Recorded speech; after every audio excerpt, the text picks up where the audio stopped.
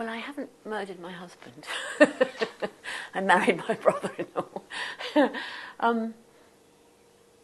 It's a very interesting, difficult question, how one's own life or things around relates to the journey of exploring Gertrude. Nothing directly corresponds at the moment in my life, in that I haven't got a husband who's just mysteriously died, and I haven't married my brother-in-law. But I think you draw on, a lot of acting is to do with drawing on memories and feelings. Again, I'm not royal, not remotely, and that's quite difficult in terms of saying, oh yes, I know what it's like to be a great Danish queen.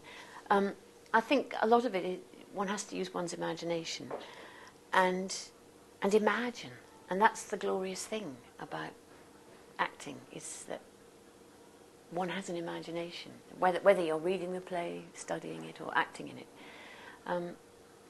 But also within that, she is a woman. One has to imagine what it's like to be a queen and have that kind of power. But she is a real person, and one's always got split loyalties in life, even if they're not as deep as your son and your husband.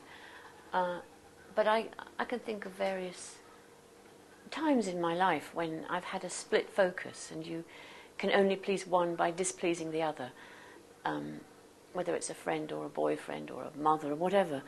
And I tend to draw on those kind of memories and feelings. So it's a mixture of using your own empiric experience, even if it's not exactly the same, but finding where those feelings first begin in you.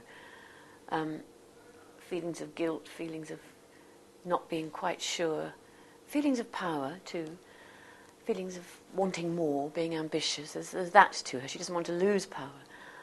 And then using that wonderful thing, the imagination, where you put it into the context.